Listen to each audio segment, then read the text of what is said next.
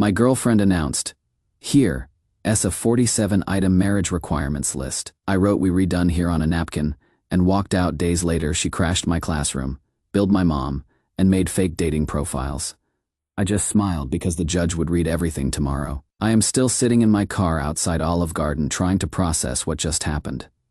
My hands are literally shaking as I type this. So I am 28, been with Madison for almost 2 years. She is 26, and we moved in together 8 months ago. Honestly thought we were solid. Sure, she had been making comments about my job, my friends, even how I fold laundry, but I figured that is just relationship stuff, right?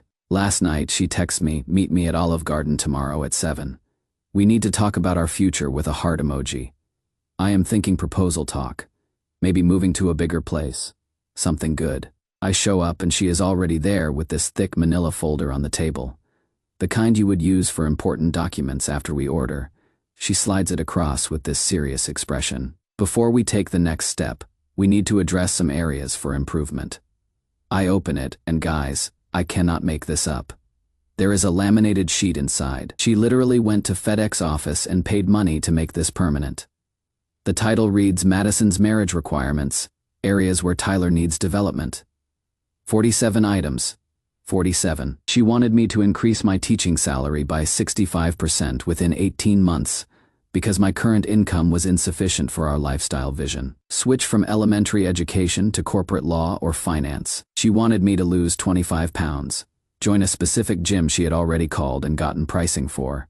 Get my teeth whitened. Get a new haircut from a salon she would pre-selected. She wanted me to phase out my friends Jake, Connor, and Sam because they were holding me back from my potential and replace them with networking-focused friendships. She wanted me to sell my house, the house I have been paying on for 5 years that I love.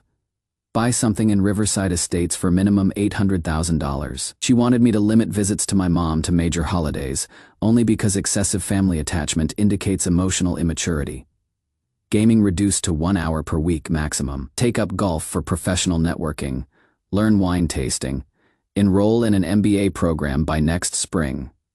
She had already requested information packets, and at the bottom, a timeline. 6 months for the easy changes, like my appearance and hobbies. 2 years for the major life adjustments like career and housing. She is watching me read this whole thing, just sipping her wine like she had handed me a restaurant menu. When I finish, she goes, "I know it seems like a lot, Tyler, but I see such incredible potential in you. These changes will help you become the man you are meant to be, the man I need you to be." I stared at her, then at this list, then back at her. "This is really something," I said. Her whole face lit up. "I knew you would understand. When do you want to start?" I was thinking we could tackle the wardrobe situation this weekend. I grabbed a napkin from the dispenser, wrote 3 words on it, and slid it back to her. "We are done here." Her smile just disappeared. "What?" I put a 20 on the table and walked out. Didn't say another word. My phone started buzzing before I even reached my car. 23 missed calls and probably 50 texts by now. Haven't read any of them. Reddit. What the hell just happened? Did my girlfriend really just hand me a performance review for our relationship? Is this as insane as it feels, or am I overreacting? Update 1. Holy hell. This situation escalated in ways I never could have imagined. Thanks for all the comments. Reading them helped me realize I wasn't losing my mind. First, Madison apparently sat at that restaurant for 2 hours after I left, telling other customers I was processing feedback and would return once I worked through my defensive reaction to constructive criticism. But that was just the beginning. Friday morning, she shows up at Roosevelt Elementary, where I teach 4th grade, just walks into my classroom during second period math. Picture 23, 9, and 10-year-olds watching as my girlfriend sets up an actual easel with poster boards about Tyler's transformation journey. She had charts. She had before and after photos of other people. A whole presentation. My principal, Mrs. Henderson, had to physically escort her out while Madison shouted about how the education system was keeping me trapped in mediocrity and wasting my potential on children when I could be making real money. My 4th graders were asking me about it for days. "Mr. Tyler, why was that lady so angry about your job?" But guys, that is not even the worst part. Friday evening, I get a call from my mom. "Tyler, honey, your girlfriend is here at the house." "With professionals?" Madison had driven 45 minutes to my mom's place with what she called a relationship intervention team she would actually hired, a life coach, a financial advisor, and someone she introduced as a masculine energy consultant. I still don't know what that last one means. My mom, bless her, let them into her living room because she was so confused. Madison had prepared a full presentation about my unrealized potential and how my mother had enabled my comfort with being average throughout my entire life. The life coach started getting uncomfortable when my mom asked, "Did Tyler agree to this meeting? Does he know you are all here?" Madison's response, "He will once he understands what he is throwing away by rejecting growth." They packed up and left pretty quickly after that, but not before Madison looked my mom dead in the eye and said, "You have raised him to be afraid of excellence." To my mother, who worked 3 jobs to put me through college, who drove me to every baseball practice, who still sends care packages with homemade cookies. Saturday morning, email from Madison's dad, Robert, who I have met maybe twice. Subject line, business opportunity. He offered me a position at his accounting firm with the exact salary increase Madison demanded, contingent on me reconsidering my hasty decision and attending couples counseling. He CC'd Madison and wrote, "I have resolved the financial concern. The other items on Madison's list are quite reasonable for a man seeking to build a life with my daughter." Sunday was supposed to be pickup day for her stuff. I had spent Saturday packing everything while she bombed my phone. She didn't show. Instead, her sorority sister Ashley arrives with a U-Haul and 3 guys. But Madison had given them a list of items to take that included my television, my PlayStation, my coffee machine, and my grandmother's handmade quilt, that Madison claimed felt more hers since she truly appreciated its craftsmanship. Building security had to intervene.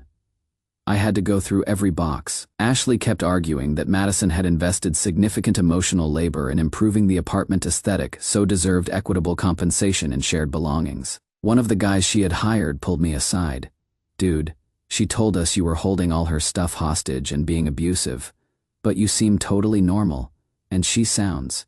He just shook his head. After that, all 3 refused to take anything that wasn't clearly hers. Monday morning, Madison updated her LinkedIn to Relationship Development Specialist and published an article called "When Love Means Letting Go, Recognizing Potential versus Accepting Mediocrity." Didn't use my name, but it was obvious. She wrote about 18 months trying to help a partner see his worth, only to have her thoughtful guidance rejected by someone more comfortable with familiar than excited by personal development. Comments were brutal. Someone connected it to my Reddit post. People were tearing her apart. She deleted it within 4 hours, but screenshots are forever. That night she texted from her sister's phone, "You will regret this when you are 35 and alone in your little house with your little job." I replied, "Already happier alone in my little house than walking on eggshells around your improvement lists." Jake came over with pizza and we played Call of Duty until 2 a.m. Best Monday I had had in months. Update 2, I thought it was over. I was so incredibly wrong.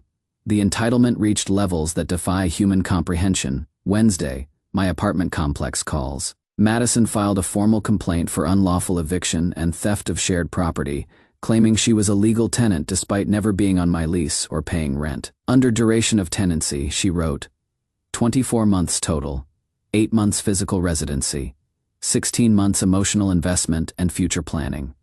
Emotional investment tenancy. That was a new legal concept. Carol, the office manager, was trying not to laugh. "Han, I have managed apartments for 20 years. This is really something special." Thursday evening, I am at Planet Fitness when who walks in? Robert, Madison's dad. This man hasn't seen a gym since high school, wearing brand new workout clothes with tags still attached, pretending to accidentally bump into me. "Tyler, what are the odds?" "0 odds, Robert." Security footage later showed him waiting in his car for 45 minutes, timing my workout schedule. He corners me at the water fountain. "Son, let's talk man to man." Madison comes from a family that values growth and achievement. Maybe her approach was direct, but her heart was in the right place. "Robert," she handed me a laminated performance review. "She sees potential in you. What you could become with the right guidance." Then he drops this bombshell. "I will pay for the house down payment myself. Consider it an investment in your futures." I started laughing so hard I had to sit down. "Robert, I already own a house. I love my house." His face turned red. You are throwing away my daughter over pride. She chose you. No, she chose a project, someone she thought she could completely remake. He stormed out, leaving his new gym bag behind. Saturday afternoon, grocery shopping when I get a text from an unknown number. Check your email right now. Screenshots from multiple dating apps. Madison had created profiles for me using my photos, but with bios I definitely didn't write. Ambitious educator seeking driven woman to build an empire together. Recently single after outgrowing a relationship that couldn't match my vision. Future law student, fitness enthusiast, ready for the next level. No time for games or mediocrity. She had been having conversations with women pretending to be me for days. My coworker Dave's sister matched with fake me and called Dave laughing. Dude, you have been talking to my sister about synergistic partnership potential and aligned life trajectories. Since when do you sound like a LinkedIn motivational post? But the truly psychotic part, she had been setting up real dates with my real address. Saturday night, Jessica shows up at my door. I am in pajamas playing games with Jake and Connor. This poor woman drove 30 minutes, dressed up nice, expecting to meet this ambitious educator who had discussed their future Napa Valley vacation home. I explained the insane situation. Jessica was pissed, then started laughing harder and harder. This girl made you sound like Tony Robbins meets a corporate recruiter. The guy she was pretending you were sounded exhausting. Jessica helped me report the fake profiles. Plot twist. She stayed for pizza and destroyed us all at Mario Kart. Call me when your ex stops being completely insane, she said, leaving her real number. You seem way more fun than the guy she was pretending you were. Sunday morning, 8 a.m. phone call from my mom, sounding baffled. Tyler, why did I just receive an invoice from your ex-girlfriend? An actual itemized bill for $6,847.50. Relationship coaching and life optimization for 24 months at $150 per month. Personal styling consultation. Career guidance and educational planning. Social circle assessment and recommendations. Home improvement suggestions. Future planning and goal-setting sessions. And my favorite, emotional labor and growth facilitation services. Bottom line, payment due within 30 days. Failure to remit payment will result in legal action for services rendered. My mom, sweetest woman alive, called Madison back and left a voicemail. Sweetheart, I need you to never contact me or my son again. If you send me more bills for dating my child, I will invoice you for raising him. $500 an hour for 28 years of services. That is considerably more expensive than yours. Best part. Madison's sister Chloe reached out on Instagram to apologize and warn me. Sent screenshots from Madison's ex from 3 years ago. Different list. Same controlling energy. That guy eventually moved states to escape the harassment. She has done this before, Chloe wrote. Document everything because you will probably need a restraining order. Got a lawyer now. Jake's cousin giving me family rates. Sending a cease and desist. Connor, Jake and Sam made this into a drinking game. Every time Madison tries something new, we take a shot. Sam's girlfriend said we need a new game before y'all die of alcohol poisoning. Meanwhile, still teaching my kids, still living in my inadequate house, still driving my paid-off Honda, and living my best mediocre life. Final update, this is it. The absolutely unhinged conclusion to this saga. My lawyer sent the cease and desist. Normal people would stop there. Madison hired her own attorney who somehow kept a straight face while demanding compensation for breach of implied contract for mutual improvement, reimbursement for invested time and emotional labor, a public apology for defamation of character, and damages for loss of anticipated lifestyle improvements. My lawyer stepped outside because he was laughing too hard, came back with tears in his eyes. In 12 years of practice, I have never seen someone try to sue for loss of imaginary future house. While this legal nonsense played out, Madison went nuclear on social media, started a TikTok series called Dating Down. My story using voice filters, painting herself as a victim punished for having standards. Gen Z destroyed her in comments. Girl, you made a laminated list. The audacity to bill his mom emotional tenancy. Madam, seek help. She deleted everything after 4 videos. Then came Madison's masterpiece of entitlement. My cousin Sarah was getting married. Big church wedding, 200 guests. Madison wasn't invited.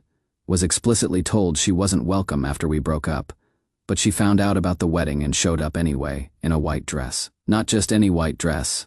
A full bridal gown, like she had gone to David's bridal requesting something to make her look like the actual bride. She tried to sign the guest book, sit in the family section, catch the bouquet. My cousin was livid. Security tried escorting her out quietly, but she made a scene, crying loudly about how this should have been our wedding, and I had stolen her dreams. My Aunt Patricia walked up and said loud enough for half the reception to hear, "Sweetie, you need to leave before I call police. And take off that dress. You look desperate." Madison's grand finale, during the father-daughter dance. She grabbed the DJ's microphone and tried making a speech about true love conquering obstacles while staring directly at me. DJ cut her mic. My cousins Mike and Steve physically carried her out while she screamed about suing for assault. Steve, who is a sheriff's deputy, just laughed. "Please sue. I would love showing this body cam footage in court." Restraining order hearing was the next week. Judge read through everything. The list, the invoice to my mom, fake dating profiles, wedding crashing, and looked exhausted. "Madam, this behavior is deeply concerning. You need to leave this man alone and seek professional help immediately." Madison tried arguing she was the victim. Judge cut her off. "You sent his mother a $6,000 bill for being his girlfriend. That is not normal behavior." Order granted. 500 feet, no contact, 2 years. Robert called to apologize. They had had no idea about the restraining order until served papers. "We didn't raise her to be like this. I don't know what happened." Chloe messaged. "She has moved home and seeing a real therapist now. Mom and Dad finally see what we have been trying to tell them for years."